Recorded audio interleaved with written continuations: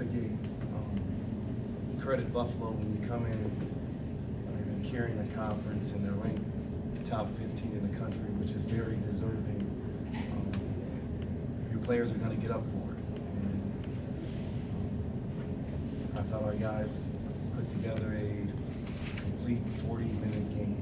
And I thought both teams had to overcome some foul trouble. Massenberg, he has to be an All-American.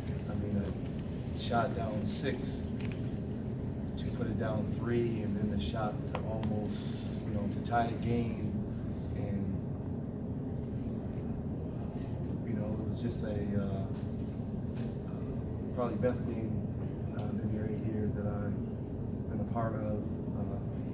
I just credit our team for, believing they can win the game, following the game plan, and not getting at all with, their ranking and their margin of winning was 20 plus points a game. But we grew up tonight, and big win for this team and this university. Coach, seeing the back screen there on that last play and seeing what you set up, what was drawn up in the huddle for that last play? Oh, really, we wanted to get the ball to D.C. Thorpe where he could make a play, and they kind of overplayed him with, I think, with Crothers. So then we had to go to the second option, and 6 seconds is a lot of time. We wanted to get to the basket. Noah McCarty just kind of came up and set that ball screen and rolled. And for a freshman to deliver that pass on time, on target, and not, throw up a bad shot, his poise is amazing and unbelievable. We've been a part of some end-of-game buzzer beaters. It was our time to finally get one, and I wouldn't sit here and tell you the play was executed right, but at the end of the day, you just want a basket best way you can, and good finish. Because once you catch it, you have to finish it. And Noah McCarty has a good feel for the game, great finish, and sometimes just be a little lucky. Tonight, you look at the stats and the plus minus. You guys were as good as you were all night with Noah on the floor. So, for this being one of the better games he's probably put up for you guys, how big was he throughout the game, especially defensively too? Well, I think with Noah McCarty and early foul trouble with Lacey James, Noah's a two-way player. What we say in practice, where he's on a scout team and he's getting defensive reps when it's our time to guard him. And being a junior and understanding the importance of scout team and giving yourself the best of the team, that's great. I thought Jalen Key, he's been a little rocky this year, and he came in and played 20 minutes and unbelievable. He kind of helped carry us in the first half, but you have to credit the whole team. We went 11 deep today, and those bench guys all made an impact. And I thought our guards stepped up. We definitely challenged them last night at film, especially Dante Thorpe, Eugene German. 20 and 23, 43 points amongst 2 players. That's special. You mentioned Trendon's poise, not just the end of the game, but also the end of the first half, getting that layup. How special do you find that poise in a freshman, especially if freshman's only played, this is the 6th game, I believe? Well, usually, everyone knows I usually don't play the freshmen. So, I always said to Trendon that, his dad played college ball at Saginaw Valley, his brother's playing at Green Bay. He has 2 players that he can look towards. His dad coached him. I think, while we took the red shirt off, because he's very good defensively, he has a nose for the ball, he gets 5 rebounds, he gets a lot of deflections, he steps in, he does all the little things that, you want from a player. And it's a huge game. His confidence is only going to grow, but we kind of saw it coming. But 27 minutes today, that's quite a step for a freshman. That, like you said, it's a 6th game, and you can only improve. It's 3 more years left. Coach, as far as defense inside the arc, it seems like you guys were collapsing really hard and preventing a lot of those easy buckets around the rim. Everything was challenged around the bucket. So how important was that to get stops against them? Well, Perkins, he's a tough one-on-one battle. And, so we wanted to post double him. And stunt, deep drop, and make sure that he gave the ball up. And he shared the ball, and he threw it out of the double. But we didn't want Perkins to beat us. He was in a little foul trouble too, just like our 5-man. But we had to take our chances on them shooting threes. They shot 30, and they only made 9. So I guess today the plan worked pretty well. They had to make threes. How do you think you guys responded after the quick whistles happening early? How do you think you responded defensively after that? Well, we held them to 34% in the first half, 38%, 36% for the game. We can't ask much more than that. We want a defensive field goal percentage. We said we want teams under 40. Our players had to adjust. You can see it was frustrations on both sides how the whistle was being called, but we had to adjust. And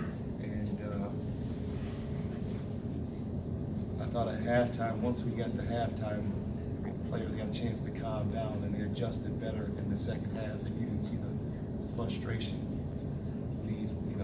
get to them per se. But it was a tight whistle both ways, and they got to the bonus way more than us. They got 31 free throws, and then he had 24. So I know it was a tough whistle both ways. Coach, what did you say to your team in that break there after the first court storming to try to, tell them we still have some basketball to play? Well, to calm down, we still have points. Was it 0.6 on the floor? I thought that sometimes they put a running defender up and then you run them over, then they're going the length of the floor. We wanted to make sure we kept everything in front of us. We watch other teams. We saw the South Carolina-Florida game where the ball went over the head. South Carolina gets it, lays it up, they win the game. So just keep everything in front of you. Don't foul. If they do have the ball, make sure they shoot a contested shot. But a lot of things have to work perfect for them. I don't know if they listen. Storming of the court, those are fun. I think they're thinking, next thing. But they kept their composure. And like someone said, they stormed the floor again, which is nice to see.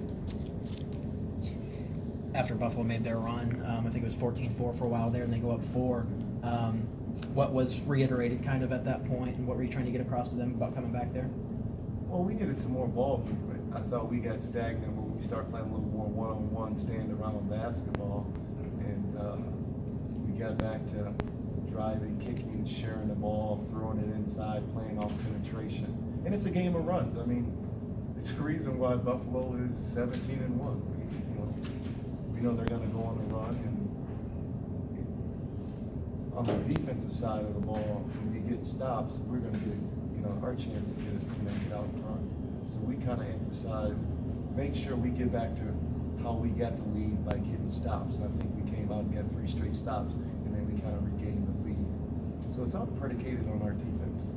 And when you guys do a total buy-in to that, it's going to give yourself a good chance to win the game. And I thought they did a better job in the second half of this game.